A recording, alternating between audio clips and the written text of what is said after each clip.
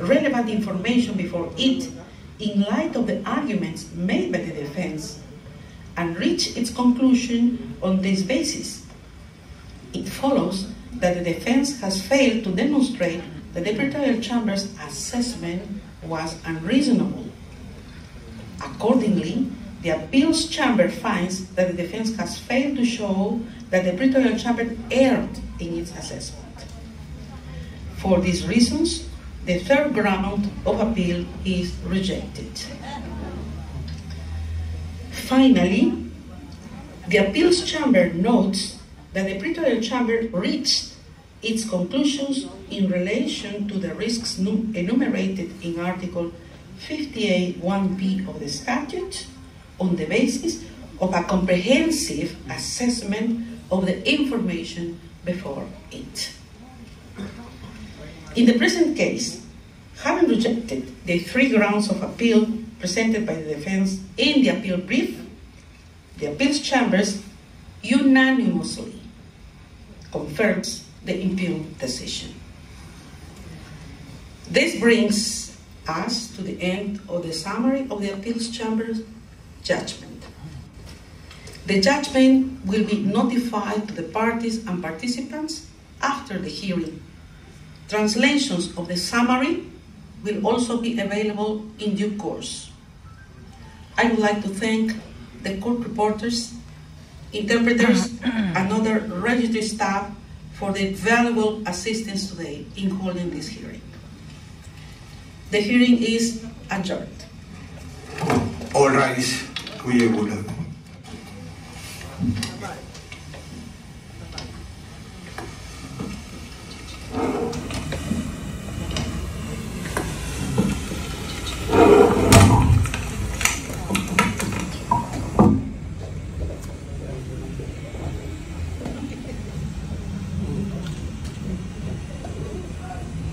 Good evening.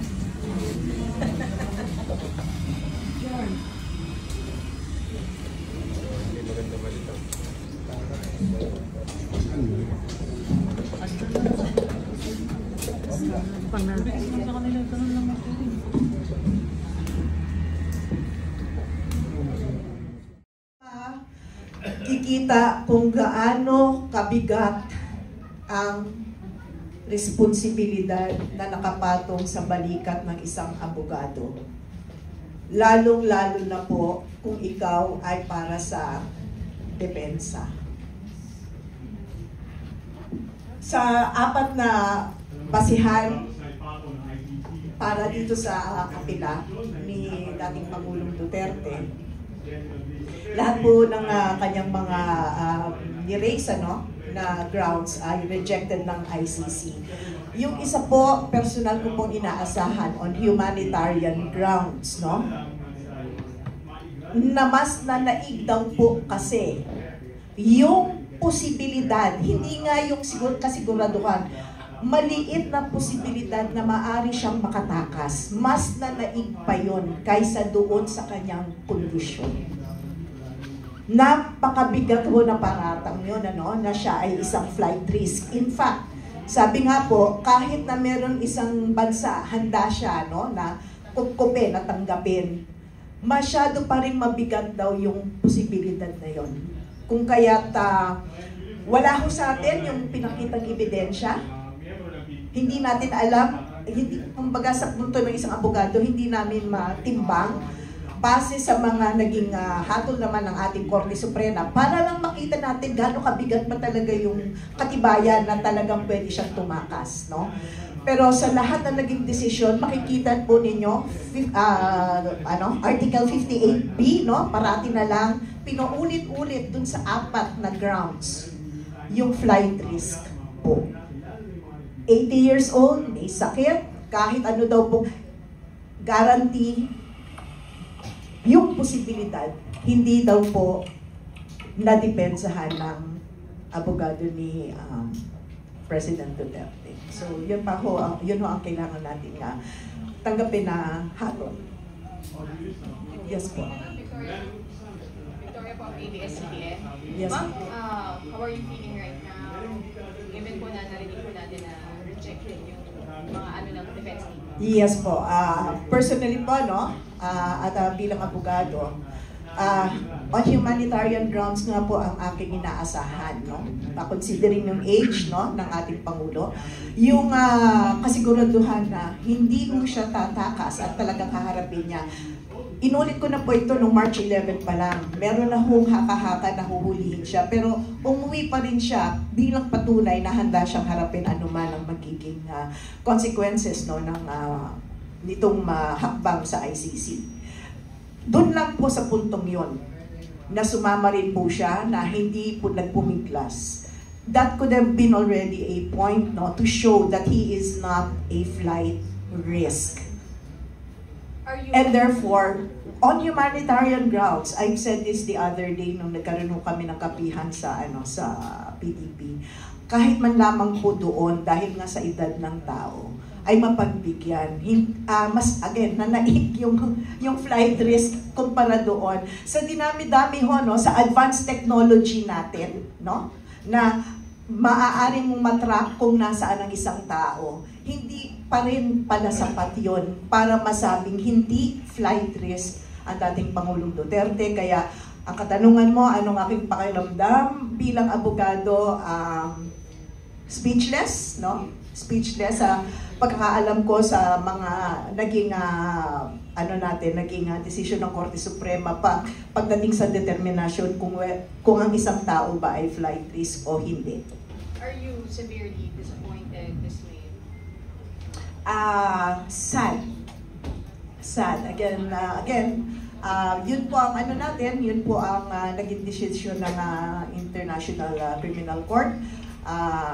Tinatanggap po natin ito at katulad ng sinabi namin kanina, kasaysayan na lang po ang susulat ng susunod na kabanata. Hindi lang po ng dating Presidente Duterte, pero kasaysayan po ng bansang ito. Pagkatapos ho, noong March 11, 2025. Pwedeng dagdagan ko yung on my point of view as a non-lawyer, to me, I have been enlightened with the result that was read by the ICC. Enlightened in the sense that the real reason for the rejection is not those that are stated by the ICC judges. Para sa akin, ang nakikita ko dito, sino bang natatakot sa flight risk kay Tatay Digong, kundi ang administrasyon na ito? There is only one conclusion for me na masasabi ko. The only way na makakauwi si Tatay Digong dito sa Pilipinas if the President of the Philippines is no longer Bongbong Marcos. Good evening, Attorney. Tuesday niyo po, DZWB. Given the series of rejection ng chamber, ano po ang plano ngayon ng partido o ng grupo para maipagpatuloy niyo siguro yung suporta sa dating presidente, o mayroon ba kayong mga ganong mga nailatag na mga plano? Patuloy pa ho yung mga magiging pagpupulong, yung kapihan, tuloy pa rin po yung mga diskusyon ng mga opinyon ng bawat miyembro, bawat opisyal ng PDP Laban. Ito po ay interim release pa po ito, no? Hindi pa naman ito, wala pa nga yung confirmation of charges na sinasabi. In fact, earlier po, kung naabutan nyo po, isa ho sa naging panelist natin dito ay ang abogado ni former President Duterte, si Attorney Martin Delgra. At sa pagkakaalam po niya, hanggang ngayon, kumakalap pa rin daw po ng ebidensya ang prosecution.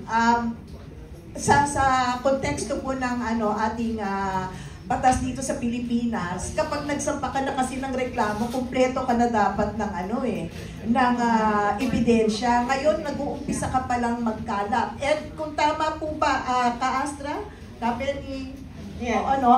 tama po ba ang aking recollection, ilang buwang nakaraan, sinabi ni dating Justice Secretary Boying Remulla na wala na daw silang hawak na ebidensya kasi daw sinira na daw. Kaya no? nga hindi sila makakapag-ano ng kaso sa dito sa Pilipinas. Opo. Kaya bilang abogado po, ako naman po ay nagtataka kung paano ka makakalakap ngayon ng ebidensya ng sinasabi nga nilang kasalanan na ginawa ni dating Pangulong Duterte. Kaya yun po, patuloy lang po no ang PDP laban sa kanyang mga mga activities, no? Hindi, of course, hindi mawawala yung patuloy na pagdarasal. But dahil nga po nandito naman ang ating chairperson ng membership at saka Education Committee, kasama po sila sa pagbabalangkas ng mga darating na hakbang ng partido. Maaari pong mabigyan din po sana sila ng minuto para magkapagsalita pagdating mo dyan sa inyong katanungan.